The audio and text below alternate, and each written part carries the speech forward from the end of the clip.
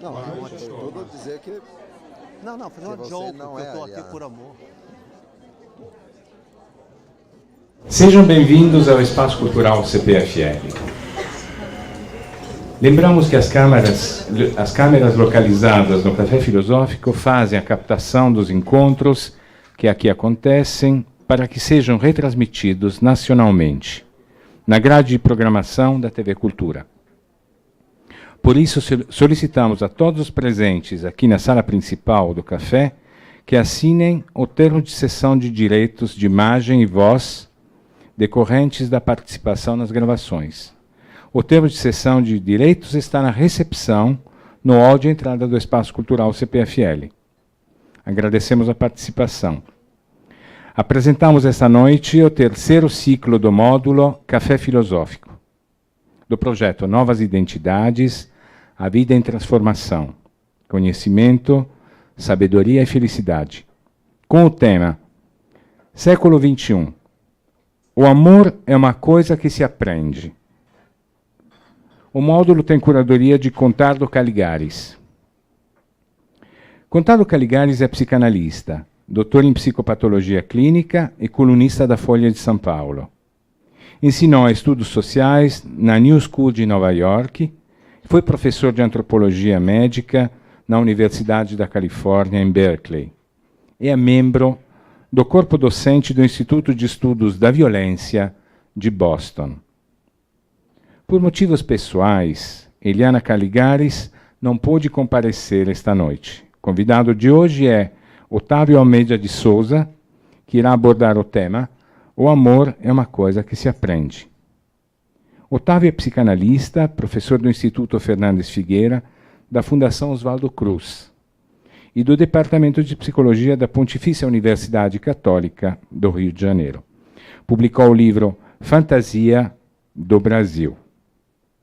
Lembramos a todos que depois da palestra será aberto para perguntas, faremos as perguntas em grupo e quem estiver nas outras salas e gostaria de fazer as perguntas, por favor, venha até a sala principal e procure a Isis, né, que está aqui justamente por isso. Então vamos, portanto, agora receber com aplauso o palestrante e o curador do módulo, Otávio Almeida de Souza e Contardo Caligares. Tenha uma boa noite.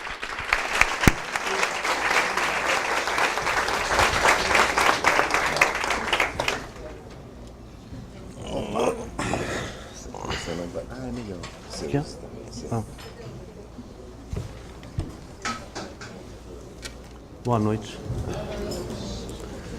Bom, é um prazer muito grande estar aqui falando com vocês, esse ambiente assim tão acolhedor. Eu nunca tinha falado assim na televisão num ambiente que eu me sentisse tão bem, assim, bem.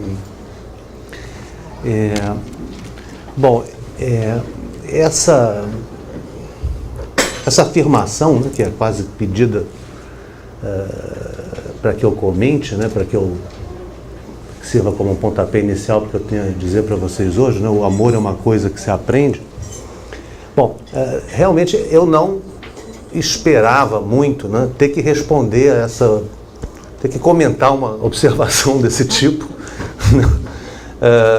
assim, principalmente sendo televisado e sendo transmitido, porque realmente não é assim, a inspiração dessa pergunta, ela foge um pouco, né, da maneira como eu ultimamente me dedico à psicanálise, né? Ela tem assim um pouco de uma inspiração um pouco culturalista, né? Tem assim uma inspiração um pouco, né, os novos tempos, as novas novidades. E eu, apesar de prestar atenção nos novos tempos, nas novas novidades, quando eu falo, eu não presto muito atenção não é um tema que eu me dedique particularmente. Então, como vocês puderam perceber, eu estou aqui em substituição. E então, eu posso dizer para vocês aqui que eu estou por amor, né? É o amor pelo Contardo, né? É a única motivação que faz com que eu esteja aqui, né, assim, para comentar essa afirmação tão difícil, né? tão desafiadora, né? A primeira coisa, porque tem uma coisa que eu sou um pouco como Contardo, não sei se vocês leram a introdução que o próprio Contardo faz a um dos seus últimos livros, onde ele diz que ele era basicamente do contra, né, na sua infância. né? Eu também tenho um pouco disso, né? Eu sou um pouco do contra, né? Então, a primeira coisa que eu pensei, quando me disseram assim, o amor é uma coisa que a gente aprende, né? Que se aprende, eu pensei, bom, em geral eu sempre pensei que a gente aprendesse as coisas por amor, né? A primeira ideia que eu tive é de que a gente, em geral, aprende muito. Os amores, eles fazem com que nós nos lancemos em situações novas, com que nós aprendamos coisas que nunca aprendemos, né? Quando um novo amor realmente, muitas vezes, para muitos de nós, pelo menos, né, no nosso meio, é um momento de aprendizado enorme, onde se a gente ama uma pessoa que se dedica à moda, por exemplo, nós vamos ficar especialistas em moda, né? Se nós amamos uma pessoa que gosta de poesia, nós vamos começar a ler poesias como nós nunca lemos antes, etc, etc, né? Então, quer dizer, o amor, ele faz a gente aprender muitas coisas. Então, é claro que eu acredito que a gente aprenda a fazer amor. Uma das primeiras imagens, o Contardo falava muito de filmes, uma das primeiras imagens que me veio à mente a partir dessa observação, dessa afirmação, eu não sei se vocês viram esse filme, A Conquista do Fogo, um filme francês, muito bonito, né? Onde há um encontro entre duas tribos homídeas, né? Uma que ainda faz o fogo, colhendo o fogo a partir dos incêndios na floresta, e a outra que já detém as técnicas de fazer o fogo. Então existe, num determinado momento, um encontro, né? Onde desse homídeo, né, bem mais primitivo, com essa homídea já de uma outra tribo, já bem mais sofisticada, que já usam enfeites, que já usam e que já tem o domínio de fazer o fogo esfregando. E então esse filme ele mostra, em geral eles faziam amor, essa tribo primeira, né, mais primitiva, amor a tergo, né? E então esse filme tem uma coisa muito bonita onde a Índia, né, a aborígene, né, ela ensina o protagonista do filme a fazer o amor face a face, né? Então ali ele está aprendendo a fazer amor, mas certamente por amor, né? Então o amor, como todas né, esses temas e essas palavras assim que norteiam a vida da gente, o amor de que amor a gente está falando e de que aprendizado a gente está falando, né? Quer dizer, então isso é uma coisa, é vertiginoso. Se a gente for começar a pensar nos amores, né? Que tipos de amor, né? Existe o amor-paixão, existe o amor para a vida inteira, existe, né, o amor pelas coisas, o amor universal, o amor de São Francisco de Assis pela humanidade, né? Existe o amor filial, existe o amor da amizade, existe o sexo, né? Existe o sexo sem amor, né? O Freud, ele... Bom, é claro que o psicanalista ele é um pouco um especialista em amor, né? Então eu pensei talvez em começar comentando um pouco as coisas do Freud, a maneira um pouco como ele vê o amor e como que o amor chega para ele, né? E como que ele se vira um pouco. E como que para Freud a gente vê que existe um aprendizado do amor, né? O Freud, ele, escutando, né, no século XIX, nas doentes das quais ele se ocupa, ele, como todos nós sabemos, vai procurar explicar, né, as aflições, as neuroses, as histerias que ele encontra a partir de uma teoria da sexualidade, né? A grande explicação da psicanálise é a teoria da sexualidade. Então, ele vai explicar o sintoma, né, histérico, a paralisia facial, a anestesia facial, a paralisia da perna, etc. Todos os sintomas histéricos que aparecem, que eram muitos sintomas corporais, né, cegueiras, etc. Ele vai procurar, e também os sintomas neuróticos, neurose obsessiva, bastante graves que ele encontrava, ele vai procurar explicar isso em termos de uma determinação sexual, de um trauma sexual, ou logo depois de fantasias, de desejos sexuais da pessoa em relação aos seus pais, em relação aos seus próximos, e a repressão desses desejos, o recalque desses desejos, o quanto isso geraria doenças, né? É interessante a gente notar que num primeiro momento, o Freud, essa teoria do sexo, a gente quando fala de amor, a gente inclui o sexual e não inclui, não é isso? A gente A gente não se decide muito se na temática do amor a gente vai enfatizar a parte sexual, a parte erótica, ou se o amor ele é uma parte disso ou não é, né? E o Freud ele vai demorar um certo tempo para se deter na temática do amor propriamente dito, né? Quando ele se detém, ele vai se deter mais ou menos lá pela altura de 1910, 1915, né? Já assim uns 15 anos depois de ter começado, quando ele se detém na temática do amor, uma das primeiras coisas que ele encontra para dizer é que, de uma certa maneira, as maneiras que nós temos de amar, elas são formadas mais ou menos da mesma maneira que os sintomas. Ou seja, que a nossa vida amorosa, ela tem pré-configurações, a gente adquire na nossa história das nossas vidas, através dos traumas que nós vivemos nas nossas vidas, das frustrações e também das satisfações, né, das fixações devido à satisfação, ou seja, a partir das nossas vidas, onde nós fomos felizes e onde nós fomos infelizes, onde nós tivemos sucesso e onde nós fomos traumatizados, onde todas as coisas aconteceram, como que o conjunto dessas coisas, de uma certa maneira, nos impõe, nos determina a maneira que nós temos de amar.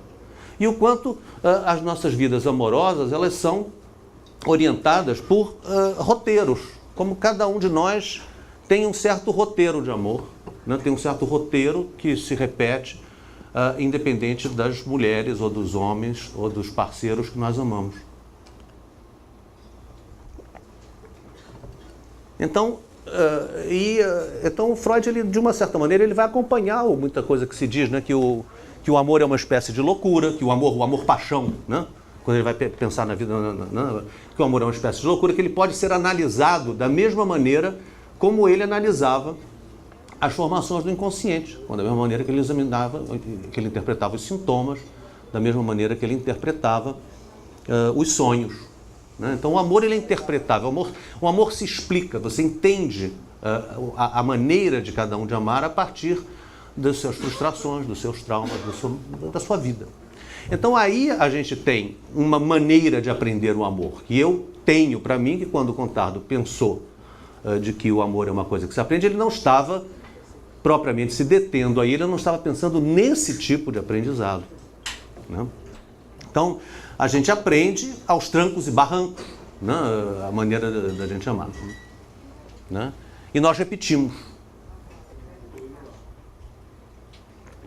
O Freud também, numa outra série de artigos, que são os artigos que eu pessoalmente mais gosto do Freud, que é a Psicologia da Vida Amorosa, ele vai estudar a relação entre sexualidade e amor. Ele vai mostrar como que, principalmente, ele começa estudando, como vocês sabem, provavelmente ele começa estudando mais especificamente o homem. É mais no final da vida dele que ele vai estudar, vai se dedicar um pouco mais para desvendar esse continente misterioso da feminilidade, né? Mas no início ele se detém muito no homem. Então tudo que eu falar nesse momento agora, né, são coisas que o Freud diz a propósito do homem, né? Ele vai mostrar como que a conjunção, você amar e desejar a mesma mulher, é uma conjunção que deve ser aprendida, ou é uma conjunção que não é que deva ser aprendida, mas que só acontece em casos muito felizes. Então ele vai estudar, num dos artigos dele, que é muito interessante, ele vai estudar o quanto a vida do homem existe uma clivagem, né, entre, por um lado, a atração sexual, por outro lado, o amor terno. Então existe uma clivagem entre o amor terno, o amor filial quase, que a gente vai ver pela análise dele, que é o amor que nós teríamos a nossa mãe idealizada, né, e o amor que nós teríamos a nossa mãe enquanto aquela que nos traiu, que seria então o amor da mulher de vida fácil, o amor da mulher mais sensualizada. Então ele vai dizer que a conjunção, você aprender a juntar, a superpor a imagem, né, idealizada do amor a um objeto sexualmente atraído, que isso é uma coisa, que isso é um evento, que em geral existem várias possibilidades de que as coisas não aconteçam de uma maneira tão bem sucedida, né? Então ele vai tratar dos casos de pessoas, que era comum quase naquela época, né? Pessoas que têm então a sua mulher santificada, etc., em casa, e que tem toda a vida sexual na rua, com amantes, ou mesmo nos prostíbulos, etc., etc., e casos extremos onde o homem ele não consegue mesmo sentir nenhuma atração pela sua mulher, onde que ele deveria ser casado monogamicamente, e tem atração fora. Ele vai estudar outros casos, em outros artigos também muito interessantes, também bastante interessantes. Ele vai estudar o caso de homens que já são um pouco mais felizes do que esses, que têm essa vida dividida, mais felizes, ou pelo menos eles conseguem conjugar mais, mas de uma maneira um pouco paradoxal, que são os homens que se dedicam a gostar de mulheres de vida fácil. Então se propõem a transformar a vida da mulher. Então são homens que têm uma série de mulheres, onde eles sempre entram numa relação de conflito, essa mulher os trai, e eles vão tentando conquistar essas mulheres, educar essas mulheres, trazer essas mulheres a um amor, etc. Então esse amor fracassa, e a coisa se repete. Então ele tem vários cenários amorosos, onde ele vai mostrando como que sexo e amor são duas coisas que vêm de origens diferentes.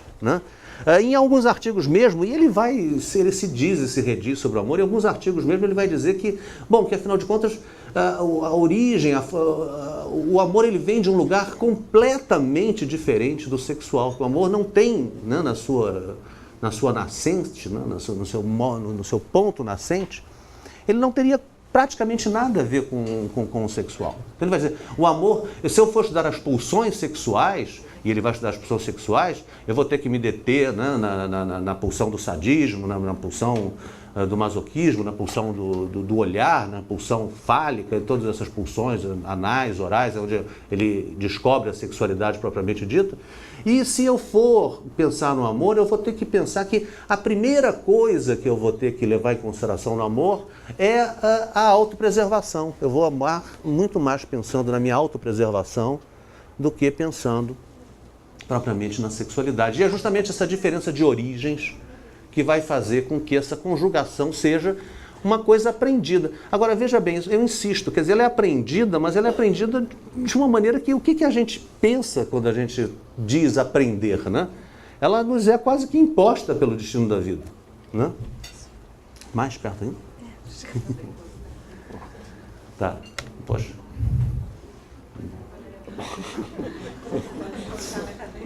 O quê? E eu posso encostar. Bom. Sim. Bom. Então ele vai começar a mostrar como que o amor, ele é quase que muitas vezes, vejam bem, na cabeça do Freud, a gente não obrigatoriamente, a psicanálise toda, ela se desdobra somente a partir das ideias do Freud. A psicanálise não é apenas um desdobramento das ideias do Freud. Isso que eu vou querer acompanhar um pouco aqui com vocês para pensar um pouco.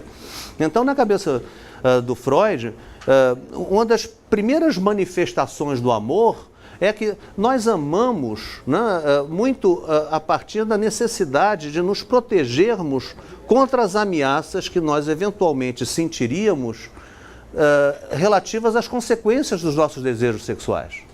Então, se eu desejo sexualmente o meu pai ou a minha mãe, ou os dois, porque Freud é um homem exagerado, ele vai dizer que a gente no fundo, deseja sexualmente tanto um quanto o outro, o Édipo, ele é longe de ser uma coisa muito triangular, ele é muito mais quadrado, ele se espalha muito mais do que a gente tende a imaginar, Então, quer dizer, então existe uma interdição a essa sexualidade desabrida que nós endereçamos aos pais.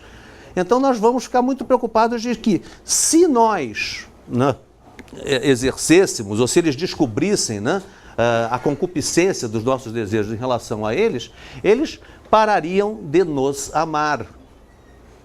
O que faz com que nós lhe enderecemos demandas de amor e que o amor ele se forme muito nessa tentativa de recobrimento quase dos nossos desejos sexuais, que seriam eles talvez ou reprovados, ou seriam muito vizinhos de desejos de destruição. Porque quando a gente pensa essa coisa do amor, a gente vai ter que pensar o amor na composição com o sexo, com o sexual, na sua diferença com o sexual, e vai também ter que pensar o amor na diferença para com o ódio.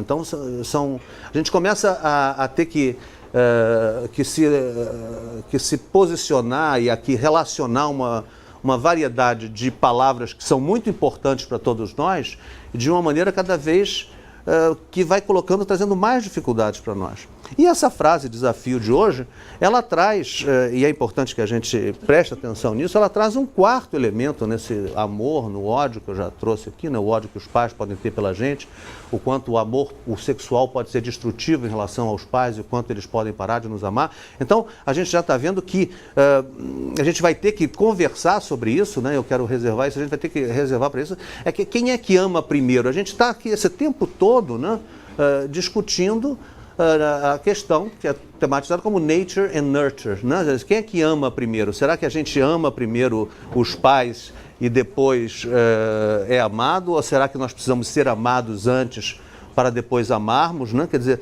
tem toda né? Será que a gente aprende a amar a partir do modo como a gente é amado, né? Então a gente tem uma série de perguntas a serem feitas.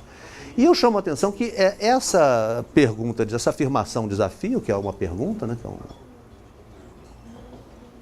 ela traz um outro elemento, né, para a discussão, e que é um elemento que não é estranho, não, que é totalmente, que é a primeira coisa que se fez logo depois do pensamento freudiano sobre o Édipo. A primeira coisa que se fez foi tanto Lacan quanto Bion, né, vários psicanalistas, o que eles fizeram ao pensar o Édipo, foi integrar, né, a esse dilema, né, amor e ódio, que é vivido no Édipo, né, o sexo, o amor e o ódio, integrar o dilema e a questão do conhecimento. Porque quando se introduz essa questão da aprendizagem, a gente está introduzindo a questão do conhecimento, da aquisição de conhecimento, né? Então, o que retoma o comentário com o qual eu abri. Né? A gente, bom, eu não sei se a gente aprende a amar, mas a gente aprende amando. Né? Muitas coisas a gente aprende amando, a gente aprende por amor. Né? Então, a imbricação né, entre o amor, as questões edipianas, do desejo edipiano e o conhecimento, elas são muito grandes. O Édipo, se a gente for ver bem a tragédia do Édipo, o mito do Édipo, né, ele gira todo em torno de é uma aventura muito, muito menos amorosa e muito mais de conhecimento. Né?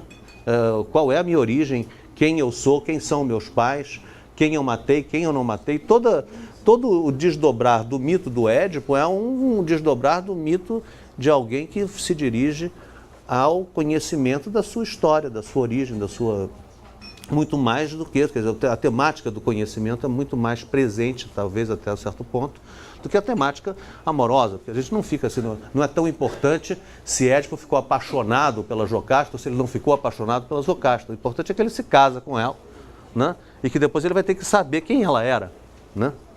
Então, esse ponto. Então, quando a gente vê nessa frase junto, o amor é uma coisa que se aprende, né?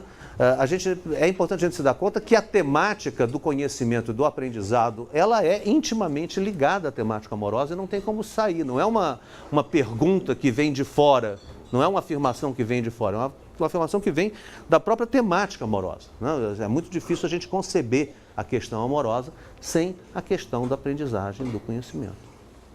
Né?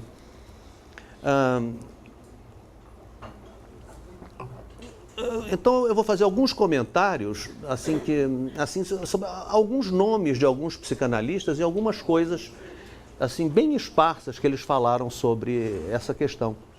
Né?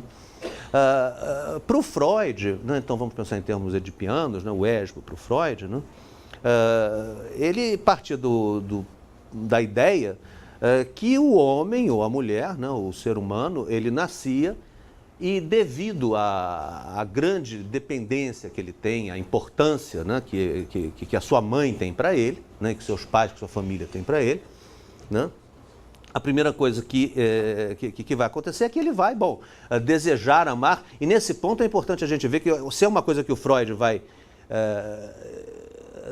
separar amor e sexo, quando ele vai fazer estudos da sua chamada metapsicologia mais profundos, na temática edipiana, isso está completamente misturado. A gente não sabe direito Se o Freud ele pensa que se o menino ele deseja concupiscentemente a mãe sem amá-la, ou se ele deseja, ou se ele ama a mãe enfurecidamente, ele não tem... quando ele está falando do Édipo, o menino ele não só deseja eroticamente a mãe profundamente, como ele a ama como o bem supremo, como a coisa mais importante da vida dele. Então, quer dizer, então exige um desejo carnal, exige um desejo também de dependência muito grande, de apego, de ligação e etc. Uma das maiores discussões, para vocês terem ideia de como que essas coisas são difíceis, né, de caminhar na psicanálise, é se saber se no início da vida o amor ele é furioso, passional, se o amor do menino pela mãe, né, ele é passional, furioso, ou se ele é terno. Né? Praticamente a gente pode afirmar que nessa discussão a psicanálise ela se dividiu em dois. O Freud, na maior parte das vezes, dizendo que o amor de início pela mãe ele é apaixonado, ele é concupiscente, ele é erótico, e Ferenczi, o seu grande discípulo e o seu grande discípulo rebelde, né, dizendo que não é bem assim, que no início o amor ele é terno e que é somente com o adulto que ele vai ficar passional.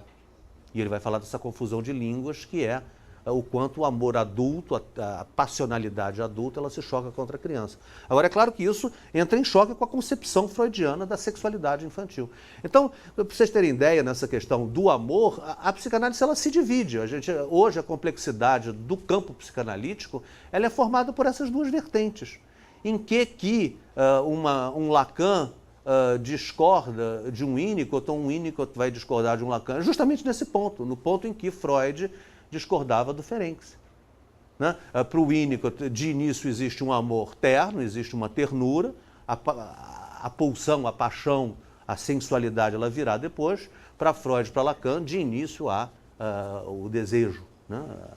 a pulsão, o objeto parcial, né? Não o objeto total. É toda a diferença, toda a temática psicanalítica engajada entre o objeto parcial, os seios, as partes do corpo que são desejados de uma maneira concupiscente, e a figura total, né? A figura idealizada, que se ama, que nos protege, que nos acolhe, que é um porto seguro. Né? Então, aí a gente já divide a coisa. É muito importante a gente perceber o quanto na discussão sobre o tipo de como nasce o amor, né? De como que o amor é na sua origem, como que a psicanálise hoje em dia ela é dividida, e eu só não diria que ela é tão dividida porque todos esses autores vão encontrar várias maneiras de compor as duas vertentes e de misturar essas duas vertentes. A psicanálise contemporânea hoje ela é feita muito da mistura, né? E de uma tentativa de integrar esses dois pontos de vista. Mas voltando ao Freud, o Freud, então, ele vai imaginar que essa onda amorosa, ela surge quase que naturalmente pelas condições psicobiológicas do bebê em relação à sua mãe, em relação aos seus pais, tá? De uma maneira mais... A grande mudança do Lacan, que o Lacan traz, e que puxa para o nosso tema, é dizer que não, que antes de que a criança deseje os seus pais, é importante a gente perceber que a criança é desejada pelos seus pais.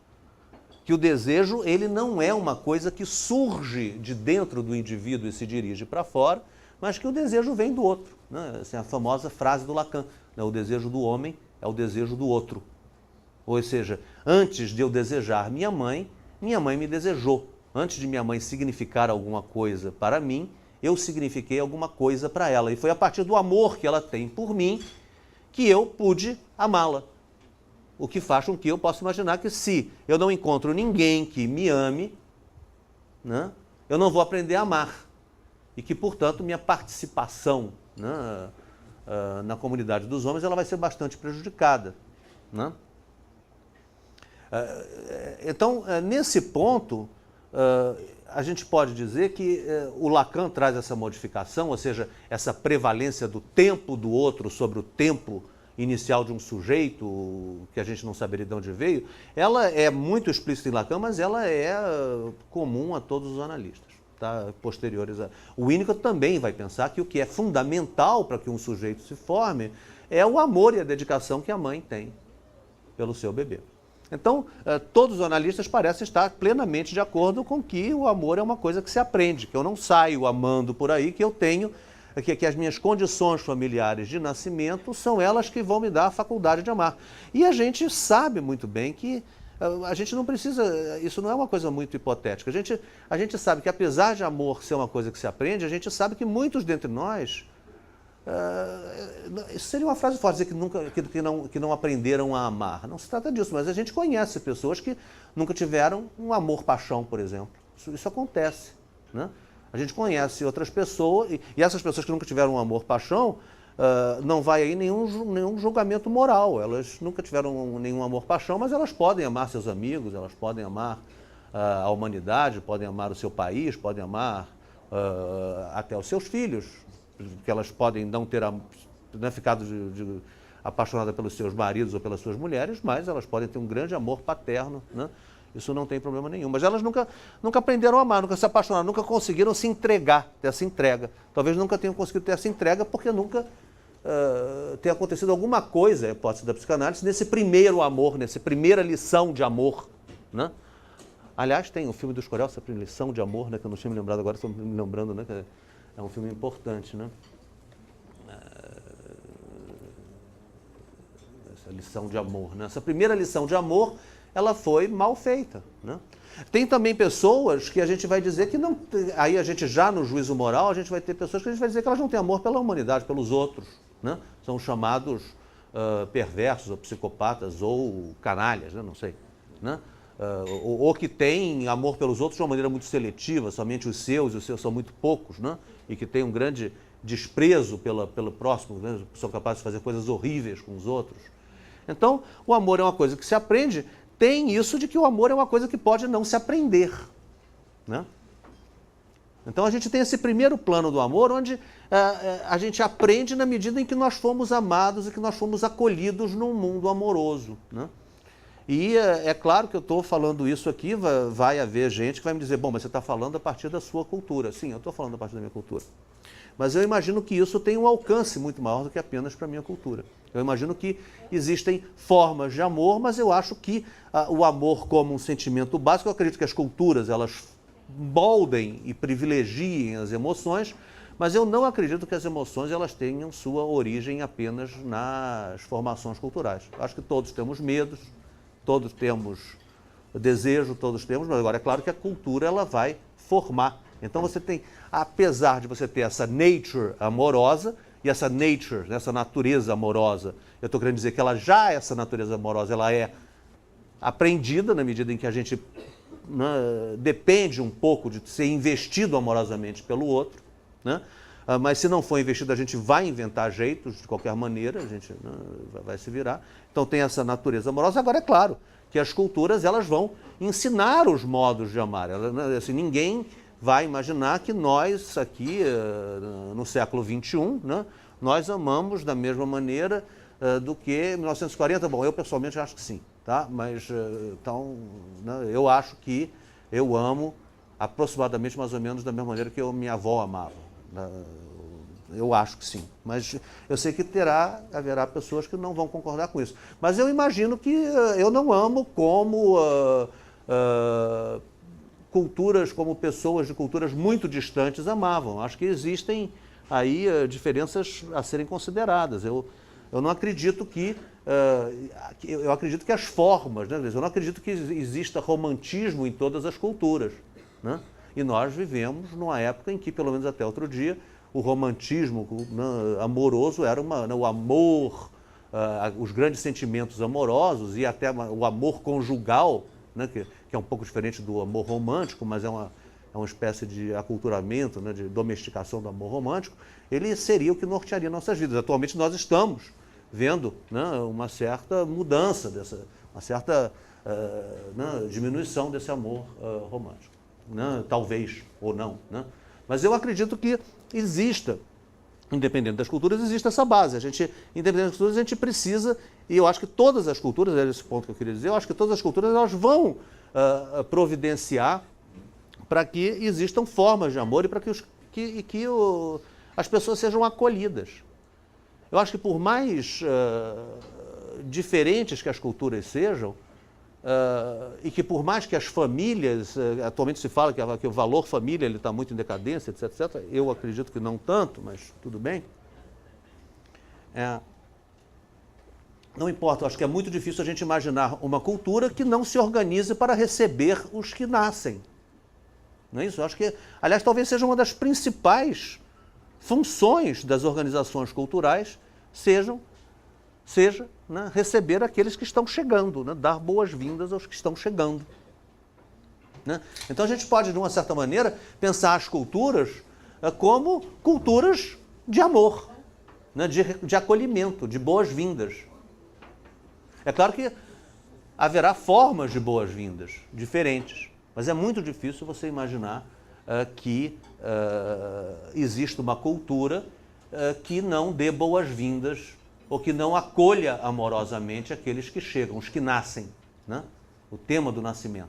Né? Eu acho esse um ponto importante. Né? Então, quer dizer, vamos aprender formas de amar, mas as culturas, elas são essas formas de amar. Elas dão formas de amar. Elas são frutos de um aprendizado da forma de amar. Elas não são culturas sem terem se formado a partir desse aprendizado de formas de amar. Elas são especializações de formas de amar e de forma de acolhimento. Né? Eu acho esse um ponto muito importante, que a cultura ela acolhe, a cultura ela recebe. E então, nesse sentido, ela ama e ela ensina a amar. Ela pode ensinar. E nas regiões das culturas, nas famílias, nos lugares, nos locais, acontecerão acidentes. Né? Ela será mais bem-sucedida ou menos bem-sucedida, acontecerá coisas assim, acontecerá coisas assado. Agora, nessa história toda, a gente não pode também, eu acho, a gente não pode deixar que o relativismo cultural, ele nos impeça de achar que nós devemos estar sempre aperfeiçoando as formas de amar e as formas de receber. Porque se a gente, assim, um pensamento extremamente relativista, ele faz, bom, cada um é como é, então a gente não tem que mudar. Enquanto que, no meu ponto de vista, as culturas, elas são sofisticações, elas são maneiras de elaboração e de renovação e de criatividade das formas de acolhimento, das formas de amar. Né? Cada uma para o seu lado, né? Cada uma para o seu jeito, cada um com o seu estilo, se vocês quiserem. Então, subrepticiamente, eu estou introduzindo uma temática, um outro tema, um outro nome, uma outra palavra bastante complicada também, que é a questão da criatividade nessa história do amor. Tá? Nessa questão da criatividade. Que aprender a amar, a gente vai ter que introduzir temáticas de criatividade. Né? Bom, eu vou chamar a atenção ainda, e aí eu acho que, nesse sentido, talvez o Winnicott, a gente mereça uma atenção assim um pouquinho detida, porque o Winnicott ele vai dizer que a criança ela é recebida, né? A grande diferença entre o Winnicott e o Lacan não é a importância do amor que o outro endereça à criança. Eu vou querer só que me deem um pouquinho de orientação a respeito do tempo, tá? De quanto é que eu tenho mais ou menos ainda, assim, falando uns 40, 50 minutos, quanto tempo eu tenho ainda? Quanto tempo eu já estou falando? Eu estou falando há quanto tempo? Não, tem mais uns 20 minutos, né? Eu estou falando há uns 30 minutos, 25. Tá bom. Ótimo. Então, o Winnicott ele tem uma história, a diferença dele para com o Lacan, nessa história do aprendizado amoroso, é a seguinte: o Lacan ele diz assim, o outro nos ama e nós imediatamente nós somos cientes desse amor que o outro nos interessa. E o Winnicott vai dizer, o outro nos ama, a mãe suficientemente boa, loucamente dedicada ao seu filho, porque ele tem essa atenção materna primária, esse conceito de atenção primária materna, né? É que a mãe, ela, quando recebe um bebê, ela enlouquece. Né? Ela sabe o que o bebê precisa. Então, a mãe, quando o bebê nasce, ela tem uma loucura de amor pelo filho, né? Para o Winnicott. E para o Lacan também, ela tem uma loucura fálica. Né? Assim, então são duas loucuras. Tanto o Lacan quanto o Winnicott estão de acordo que a mãe enlouquece quando ganha um bebê. E enlouquece de amor. Né? Então que essas mães elas vão ensinar os bebês a amar com esse amor. Né? Quer dizer, a gente ensina a amar amando. Mas tanto Lacan quanto Winnicott, eles concordam nesse ponto, mas eles discordam num ponto. É que para o Lacan, essa lição de amor, ela introduz imediatamente a dialética do dom e da recusa do dom. Ou seja, a minha mãe me ama, que bom, a minha mãe não me ama, que ruim. Né? Então, o amor ele é recebido. Né? O amor, eu recebo o amor do outro. Ou seja, eu desde o início, eu tenho uma sensação, uma consciência, né? Um sentimento de dependência muito grande em relação ao outro. Porque o outro me ama. Se o outro me ama, eu dependo desse amor. O Winnicott, nesse ponto, eu não sei se é verdade, mas essas coisas ninguém sabe se é verdade, nada, ninguém vai saber nunca. São hipóteses que a gente pensa sobre o início da vida psíquica. Isso que é interessante, eu adoro pensar sobre o início da vida psíquica, porque é o tipo da coisa que nunca vão dizer, não, é assim, é assado. São hipóteses de trabalho que a gente trabalha, e essas hipóteses elas têm grandes consequências sobre a nossa maneira de lidar com o próximo, né? De lidar nas nossas práticas clínicas. Então o Winnicott tem uma coisa que eu acho, eu gosto mais da solução do Winnicott. O Winnicott ele diz que a nossa mãe nos ama e que nós não sabemos que essa mãe existe. Que a gente não se dá conta, que a gente não recebe esse dom de amor. Ou seja, que a gente não é devedor de amor. Que esse amor ele nos dá força para nos sentirmos demiurgos, para nos sentirmos transformadores do mundo e não seres gratos. Ele diz, você dizer obrigado é uma coisa que você tem que esperar. Você tem que se sentir onipotente, você tem que ser muito amado para você ter que se humilhar sendo grato, vamos dizer, ele chega a dizer assim. Você dizer obrigado é uma coisa horrorosa na vida de uma pessoa. E o Lacan ele acha que a pessoa nasce dizendo obrigado pelo amor que ela recebe. Eu acho a do Winnicott mais altiva, né? Uma perspectiva mais altiva, então eu prefiro. Né? Acho mais interessante essa... Então nós aprendemos e nós somos mal agradecidos a essa aprendizagem. A gente aprende, está aprendido e pronto, né? E isso me serve de chão a partir do qual eu invento o mundo.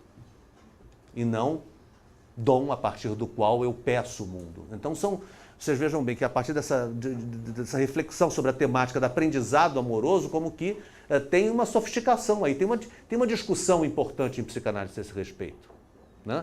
E consequências clínicas importantíssimas, consequências de avaliação dos sofrimentos clínicos e consequências principalmente sobre as maneiras de lidar com esses acontecimentos clínicos. Vai fazer com que o psicanalista winnicottiano ele seja muito mais generoso, vamos assim dizer, em princípio, do que o psicanalista lacaniano. Não é isso? O psicanalista lacaniano ele não vai poder dar amor porque o sujeito vai ficar agradecido. Então, quer dizer, não se trata de amor, o amor que ele tinha que ter, ele já teve, né? O psicanalista winnicottiano ele vai poder ser mais amoroso porque ele vai imaginar que existe um dom de amor que o analisando ele não vai nem perceber. Né? Então, se para o Lacan a nossa vida ela se inaugura na demanda, né? Na demanda e na resposta à demanda, para o Winnicott ela se inaugura nas necessidades psíquicas atendidas ou não atendidas, isso é importante. Né? Então, esse ponto do aprendizado do amor ele é muito importante. Agora, eu vou querer sair desse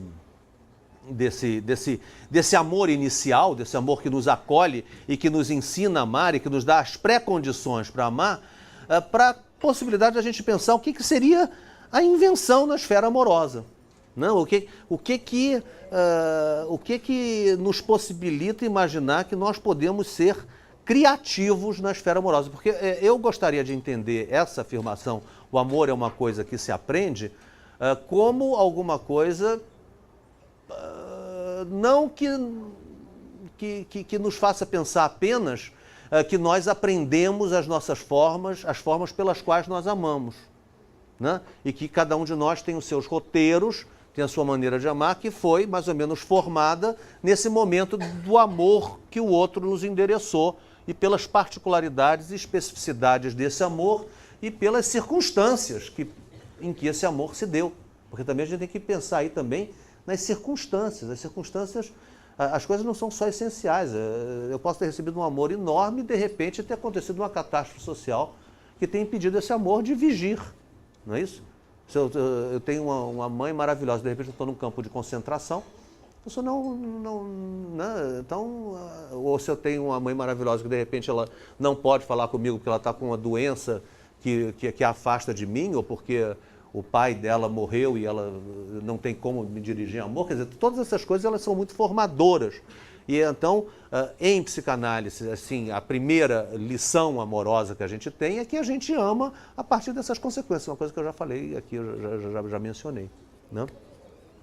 Mas essa coisa, o amor é a coisa que a gente aprende, eu gostaria de escutar nessa vertente mais otimista, que é uma vertente que convida à criatividade e que é uma vertente que convida à mudança. Porque, afinal de contas, a psicanálise ela é uma aposta, ela é uma fé na mudança, é uma fé que é possível mudar. Não é isso? Não teria sentido a análise, não seria sentido... Aliás, não teria sentido, não é só análise, não teria sentido quase nada teria sentido, né, das coisas que nós fazemos socialmente, senão, principalmente na nossa sociedade, o Contardo enfatiza isso em todos os seus... Talvez seja a maior temática que você tem, é a temática do individualismo e essa nossa confiança, essa nossa fé na nossa capacidade de mudar. E que é o que faz as agruras da nossa sociedade, que faz com que a gente não possa contar muito com o estabelecido, né? Não possa contar muito com a tradição, mas é o que faz o seu encanto também, né? A tradição das rupturas da nossa sociedade. Então, eu gostaria de pensar com vocês um pouco essa temática do aprendizado. Agora sim, quer dizer que há aprendizados e aprendizados. Isso aí a gente não vai ter que esperar, né, a psicanálise para ter esse tema, para ter essa temática da mudança na vida espiritual, né? Outro dia eu, por motivos curriculares e por motivos assim de organização do departamento, foi feito um pedido, que eu respondi também, como sempre, por amor, mas dessa vez eu respondi muito entusiasmado, que foi porque é uma temática que realmente sempre me tomou muito, eu nunca tive como dar vazão a ela, que me foi pedido para dar uma aula. Assim, bom, Otávio, afinal de contas, você é psicanalista, mas não é possível que você só dê aulas de psicanálise. É importante que você dê aula sobre outras coisas. Aí me disseram, por que você não dá aula sobre linguística? Eu falei, pelo amor de Deus, epistemologia, não me mantenham longe disso, afasto. Assim, bom, então dá aulas de religião, o que você acha? Psicologia da religiosidade, assim, numa... Eu falei assim, bom, então tá bom, essa eu vou gostar, né? E eu fui dar aulas de psicologia da religiosidade. E me dediquei à temática da conversão. Não me dediquei, mas acabei me dedicando. E foi com muita alegria que eu fui ver num autor como William James, né, uma tematização muito importante sobre, na relação da vida espiritual, aqueles que nasceram uma vez e aqueles que nasceram duas vezes, né? Então, essa possibilidade. Então, eu posso ter uma espiritualidade. Ele está falando daqueles que têm uma vida espiritual, ele não está falando dos que não têm. Está falando dos que têm uma vida espiritual, dos que têm uma vida religiosa.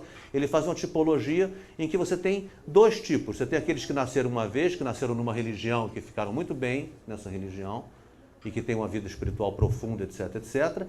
E aqueles que viveram no conflito, na contradição, na agonia, e que uma conversão, um recomeço da vida, ele foi possível. E eu acho que essa é uma temática que, de uma certa maneira, o Winnicott ele vai retomar. O Winnicott, então um grande autor da psicanálise, que é proximíssimo do Winnicott, que é o Michael Balint, que é um autor menos conhecido, mas que também onde ele vai falar dos new beginnings, né? Dos novos começos, da psicanálise como sendo uma arte de possibilitar às pessoas os novos começos, né? É uma temática que você encontra em vários lugares. Na religião, essa possibilidade dos novos começos, de eu me converter, de eu ter novos amores, porque o que é uma conversão? É uma nova maneira de amar, né? Eu amava de um jeito, agora eu amo de outro jeito. Eu tinha um amor, agora eu tenho um outro amor. E esse outro amor, ele me abre... É uma perspectiva que, fundamentalmente, ela nos tira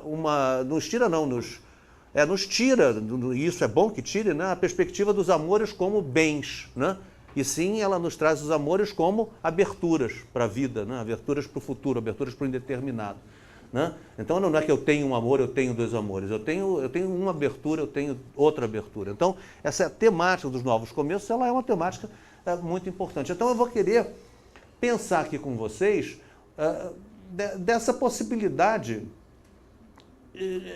de relançamento das maneiras amorosas, mas isso em termos de cada um, não obrigatoriamente em termos de uma reinvenção estilística, ou vamos mudar, de fazer uma análise de como que se ama na nossa contemporaneidade e procurar mudar, mas uma reforma, uma conversão íntima, que pode ser para trás, pode ser para frente, não importa.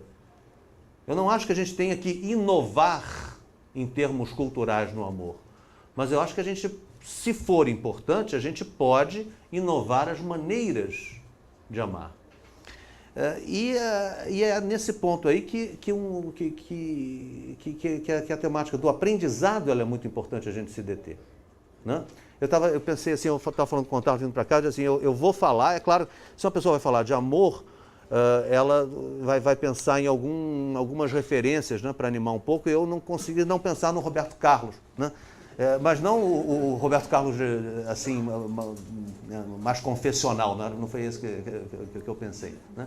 Eu pensei num mais próximo da temática que a gente encontra nos consultórios, né? É aquele eu vou modificar o meu modo de vida, né? Eu até estava procurando me lembrar a letra toda, mas eu não vou me arriscar a me lembrar da letra toda, né? Mas de hoje em diante eu vou modificar o meu modo de vida, né? A partir daquele instante que você se foi e tal, não sei o quê. E eu só vou gostar, de hoje em diante, eu só vou gostar de quem gosta de mim, né? Que é talvez, eu vou dizer assim, quando a temática em análise é uma temática amorosa, porque nem sempre é uma temática amorosa, muitas vezes é impressionante, mas a gente chega a conhecer pessoas que são esses nascidos uma vez do William James, que estão muito bem no amor, não existe. Saibam que existe. Como se diria em francês, je vous donne un mille, né? Saibam que existem pessoas que estão bem no amor, né? Pelo menos momentaneamente, mas pelo menos em bons momentos, né? Mas quando se trata da modificação amorosa, em geral, né, se trata de fazer essa coisa difícil, que é gostar de quem gosta da gente, né? Isso para alguns, para outros, não tanto. Se trata de gostar de quem gosta da gente, né? E não apenas receber o amor. Bom, mas não importa. Então, eu vou querer pensar com vocês, e aí eu vou ser bastante sucinto, né? Dessa possibilidade que a gente tem, né? Dessas diversas maneiras da gente pensar o aprendizado, né?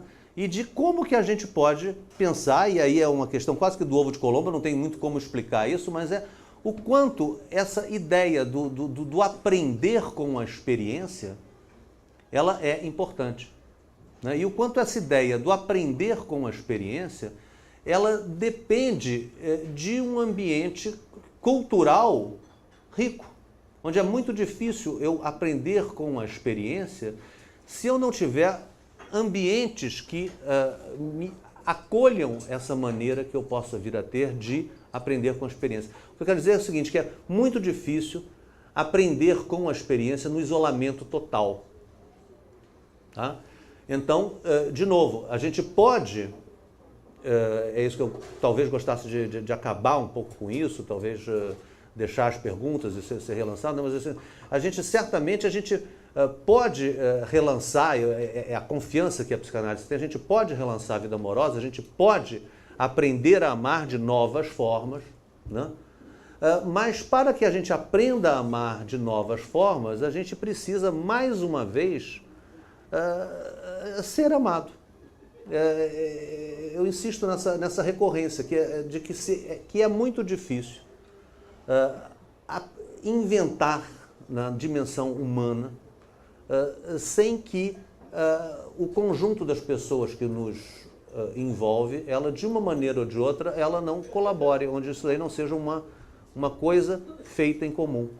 E falar que no fim das contas, a cultura e o século XXI e essas mudanças, elas não são coisas que obrigatoriamente acontecem sem que nós estejamos empenhados e que sem que muitos outros estejam empenhados na mesma coisa. Ou seja, que essas mudanças de formas de amar, é importante não só que elas mudem, mas que elas mudem no sentido de que se possa amar melhor. É isso que eu gostaria de discutir, porque não se trata somente de mudanças na forma de amar, mas é importante que sejam mudanças que sejam criativas, que sejam mudanças que sejam feitas a partir da experiência. É importante que a gente não pense a variação cultural como apenas uma variação que é feita a partir de não se sabe quais determinantes, né? Que é feita a partir das descobertas da ciência, que é feita a partir das mudanças sociais, etc, etc. Mas que a gente pense que as mudanças amorosas, afinal de contas, elas são feitas, se elas têm, se a gente pode ter fé em que elas sejam alguma coisa que é interessante de se deter, é que elas tenham não um sentido pré-dado, mas que elas tenham um sentido de que seja para melhor. Eu não vejo muito interesse a gente se deter nas mudanças, né, das formas amorosas, se não for na esperança, e na esperança que eu digo aqui não no sentido da esperança de que venha do futuro alguma coisa de muito interessante, mas na esperança no sentido de fé, de aplicação, de convicção íntima, de que essas mudanças podem vir para o melhor, elas podem ser melhor, podem vir para ser melhor para cada um de nós, elas podem vir a se tornar as coisas melhores, as relações com os outros melhores, a relação com as coisas e com os conhecimentos e com o conhecimento do mundo e dos outros melhor. Eu acho que basicamente é isso. Eu não gosto muito de pensar as variações culturais das formas de amar sem a aposta nessa convicção íntima de que aprender é aprender, não é apenas mudar. Que aprender é aprender para que as coisas sejam diferentes e melhores. Então acho que eu gostaria de terminar com essa palavra, né? Se aprende e que se transforma, mas para melhor, né? Eu acho que sem o melhor a coisa fica um pouco distante e perde um pouco o interesse do ponto de vista, eu acho que não somente da psicanálise, mas de cada um de nós no seu íntimo, na sua vida. Bom, por enquanto eu vou ficar aqui, eu queria escutar um pouco vocês para a gente poder relançar.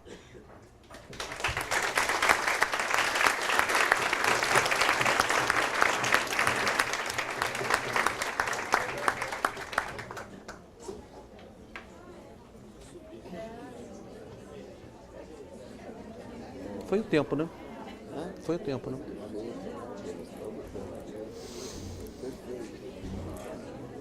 Muito bom.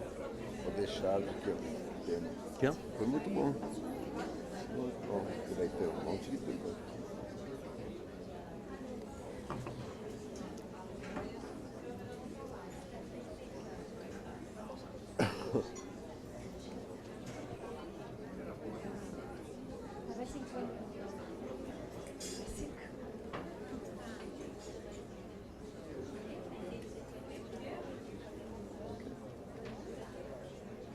Eu queria saber quanto é esse amor de mãe, né? Se não for a mãe biológica, o amor de uma pessoa para o indivíduo, basta uma outra pessoa. Sim. Basta isso. Quando você diz basta... Basta sim, para não ter tantas repercussões negativas na vida do indivíduo. Basta, você já disse tudo. Sim. Né? Basta. Veja bem, isso é uma das coisas que aqueles que não amam o Winnicott, né, e que olham com um olho assim um pouco mais crítico o Winnicott, que eles vão em cima do Winnicott nesse ponto que você chamou a atenção, tá? Eu tenho certeza que o Winnicott diria: é importante que uma criança seja bem acolhida, é importante que que a criança tenha um ambiente materno, maternante, ou um substituto materno suficientemente bom. Mas ele é um pouco chato nesse ponto e eu acompanho a chatura dele. Eu sou chato junto com ele nesse ponto. Mas ele fala, mas a mãe mesmo assim, né, ela faz uma coisa que... Aí ele vai dizer, o outro não faz? Faz, porque basta que seja suficientemente bom. Ele não diz que tem que ser excelente, né? Ele diz assim, a mãe ela tem que ser suficientemente boa. Mas a mãe, acontece uma coisa na relação com seu filho, o filho que saiu dela, etc, etc. Porque tem toda aí uma história de timing também, né? Tem toda a história de você sonhar com seu filho, de você sonhar, de ensonhar. Tem todos esses 9 meses de preparação, tem todos esses... É toda uma questão de ritmo. Não, o Winnicott, ele ao contrário dos freudianos e dos lacanianos, que são pessoas de histórias, e nesse sentido eles são fortíssimos e são interessantíssimos, né? A dimensão das histórias familiares, das histórias que antecederam o sujeito, das fantasias, dos enredos familiares serem muito importantes. O Winnicott é um homem que ele presta muita atenção no ritmo das coisas, no ritmo, no calor, no cheiro das coisas, né? E ele vai dizer que, bom, é claro que você pode ter esse ritmo, você terá esse ritmo, você terá esse cheiro com uma mãe substituta, ou um pai-mãe substituto, ou um conjunto de aldeões que acolheram você e descobriram você no lixo ou no rio, né? Pode ser que nem Moisés, descobriram você no rio, tiraram você de uma cestinha no rio e te acolheram e você foi recebido como um príncipe. E é claro que esse ambiente tem todos os títulos para ser um ambiente suficientemente bom. Mas há uma mágica na maternidade. Ele diz isso. E eu concordo. Mas também não faço música, não é um ponto muito importante. Eu acho que o importante é a ideia da substituição, né? Porque, afinal de contas, é aí que a gente pode ser criativo, né? Então, eu acho que é claro que pode não ser a mãe, óbvio, né? Pedimos a todos para fazer umas perguntas mais breves possíveis, porque hoje, excepcionalmente, nós teremos um outro evento logo mais. Portanto, até às 8h30 está aberto para perguntas. Se quiserem fazer em bloco, depois o professor pode responder. Tá?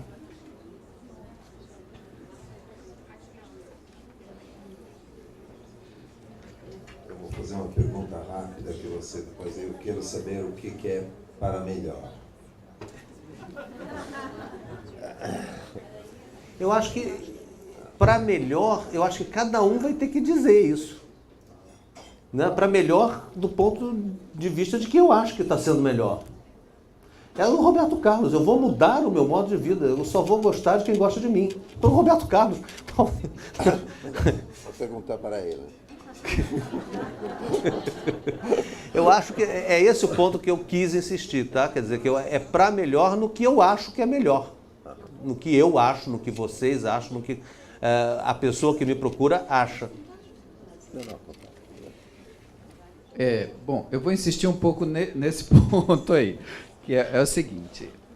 Sem dúvida, eu considero essa questão que você colocou extraordinária para a vida das pessoas, quer dizer, essa possibilidade de você mudar. O que eu acredito que ocorre para o indivíduo é o seguinte: ele faz uma avaliação. Diante da possibilidade de uma mudança, ele diz, olha, eu estou aqui numa situação, mas de repente eu posso mudar e eu mudo para pior, porque eu desconheço a outra maneira, né? Então, isso me coloca numa situação em que eu fico com um certo receio de me lançar nesse novo mundo que eu não conheço, que pode ser o melhor ou o pior. Então, eu posso dizer, bom, eu prefiro ficar aqui porque não está bom, mas eu conheço. Então, aí tem uma ação, uma coragem do indivíduo, ele se lança esse desconhecido na busca do melhor.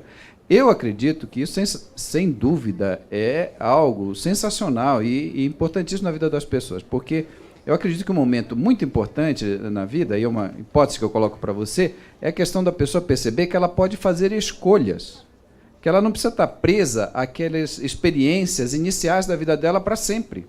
Ela não é prisioneira de um conjunto de vivência, etc. e tal. Que ela realmente pode fazer escolhas e que, se ela se lançar, ela pode descobrir maneiras, uma maneira ou maneiras que realmente vão nessa direção do melhor que você está apontando. Mas eu coloco para você essa questão, quer dizer, esse grande desafio que é o indivíduo dizer, bom, eu estou aqui, pode não ser bom, mas e o desconhecido? Mas aí eu te responderia, claro que isso não fecha a questão, mas eu perguntaria para você, mas quem disse que o desconhecido é o que está fora e não o que já está? Ou seja, quem disse que o melhor não é mudar ficando? Eu não estou pregando aqui o divórcio, né? Eu não estou... Veja bem, mudar é mudar a maneira de estar. E estar com quem estiver. Quer seja, o desconhecido pode ser a minha próxima, o meu próximo. O desconhecido pode ser uma nova maneira de estar com. E o desconhecido... Agora, eu concordo que qualquer... Às vezes eu justamente... Veja bem, a gente não sabe onde está o novo. E agora, o que você está me dizendo que eu concordo com você plenamente, é que a gente também não sabe se obrigatoriamente o novo será melhor. Agora, o que eu quero dizer é que, de qualquer maneira, a gente vai estar sempre pensando em termos disso. O pensamento é sempre esse. Agora, eu acho que essa coisa, ela dificilmente se dá em termos de escolhas conscientes, tá? Dificilmente. Você sempre vai indo, né? E é nesse sentido que o aprender com a experiência, ele é um processo de simbolização que não é um processo obrigatoriamente de explicitação, né? Ele é um processo de simbolização que vai acontecendo e que não obrigatoriamente os brotos do seu processo de mudança e de simbolização, eles vão surgir aonde você pensou. É mais ou menos como a poda, né? A gente poda um galho de uma árvore, a gente não sabe muito bem onde que vão sair os brotos, né? A gente, vamos dizer assim, se eu sou um jardineiro, né? É claro que eu posso ser um jardineiro daquilo que eu vou fazer desse arbusto um elefantezinho, eu faço. Mas eu posso ser um jardineiro daqueles que assim, bom, eu vou fazer dessa árvore a árvore mais bonita que for, mas eu não sei como que ela vai ser. Eu vou fazer no encontro. Então eu vou podando, Agora, o processo de sublimação, desculpe, sublimação não, pelo amor de Deus, de simbolização, de transformação, de aprender com a experiência, ele dificilmente vai ser feito com pesos e medidas e decisões muito conscientes. Ele sempre se faz com decisões muito conscientes e com todo um subterrâneo que acompanha. Eu tenho para mim que não há decisão consciente que não se acompanhe de miríades e miríades e miríades de sentimentos e sensações e consequências mais ou menos inconscientes e cada vez mais inconscientes, ou seja, onde a coisa ela não é pontual, onde a coisa é multidão, onde ela vem em nuvens e não em elementos discretos. Professor, aqui. Nós vamos fazer 2 perguntas em bloco, tá? Tá. Eu gostaria de perguntar para o senhor, já